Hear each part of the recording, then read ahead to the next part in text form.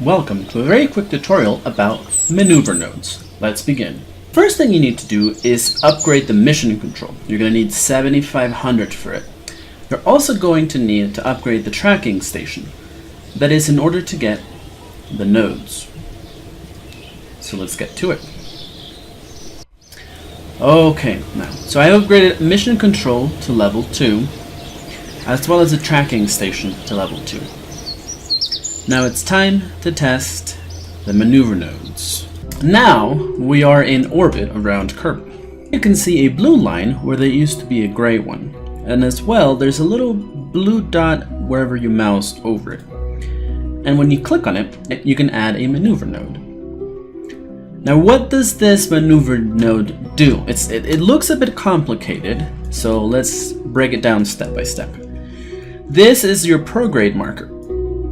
When you move it, it would give you a simulation of what would happen if you were to use your rockets to go in the direction of your movement, or in the direction that is specified by this symbol over here in your nav ball. What does this mean? Well, if what you want to do is go further in a direction opposite to you, you would keep pulling this way, and it would increase forever in that direction. And on and on and on and on and on. And this simulation does reach even across all the solar system. And as long as you keep pulling, remember, the direction is this way, it will keep trying to get you that way, infinitely. Okay? Now you can always remove the maneuver node by clicking this little X or this one. Now, let's get into the more nuanced things. These blue ones shift your orbit from side to side slightly. For the most part. Now, the last two ones, these pink ones, you have to see them from horizontal, but they control how tilted one way or the other your orbit is, or your direction of movement, whatever it may be. So, let's say you want to go to the moon. You would first set it as target, and you would then get these nodes. Now, for the most part, these nodes don't matter if you're trying to go to the moon. But other things, such as minmas out here, do matter. So, let's get to the moon, in theory. You can also move your maneuver nodes by clicking on this middle white circle. And as long as it's around your orbit, you can move it. Now, let's say we want to go to the moon. Well, the moon is this way. So I know that I have to aim towards it with my prograde marker. And you can see that when you move your node, like so, your new orbit also changes. So let's try and get to it. What is this? It says that the closest approach to the moon will be here. That means that when our ship passes through this point, in this direction, the moon will be all the way over here. That means the moon is going to move slightly towards the left. So what we do is we move the node a little bit more this way. Now somewhere in here, the moon is going to be, but we can't get to it. So we increase our movement a little bit more. And now we can see that there.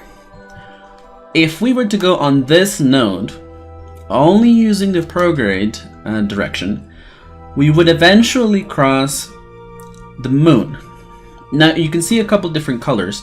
This first color, yellow, is your immediate orbit or trajectory after you do the maneuver node. The purple one tends to be the one that comes after. And even after the purple is green, there's a lot more colors to cover. Okay? Let's try something a little bit more advanced. Let's try to get ourselves to minmas. We first set it as target, and then we know we want to aim at it, right? So we put the maneuver node here and boost our app. But what is this? We're crashing against the moon. So we would then move the node slightly until we get this. So when we get here, minmus will be a little bit to the right. That means we are going to pass it. So somewhere, let's say there, and we slow down a little bit. Now you might be wondering, why is it that we can't seem to find minmus? This is where the descending node and the ascending node play a part. You might be used to trying to see the world in this direction, but you must remember that in Kerbal, all the objects are in three-dimensional space, so we must also see them in this direction. Now, we can see that our yellow orbit is nowhere near minmus at this point in time, and that's where the descending node and the ascending node play a part. What does that mean? Well, it means we need to move our orbit slightly one way or the other. Now, the best place to do that is at nodes, okay? So let's say we want to mess with our ascending node, okay? Right now it's a 6, so going up would increase the number. And going down on the ascending node, there. When they flip around like that, it means they're very close to 0. So let's leave it at that. So now our orbit, it's perfectly in line with that of minmus. We can add more than one maneuver node on a virtual orbit. We can make all the plans we want just from this orbit alone. Here we see some complicated thing. That just means we're going to encounter the moon. If we just move a little bit further away from it so we don't encounter it, there. We're now encountering minmus at this point. If we move a little bit further, somewhere around there, where are you, minmus? Right there. There is where we're going to encounter minmus. And at that point, we're ready to launch into minmus.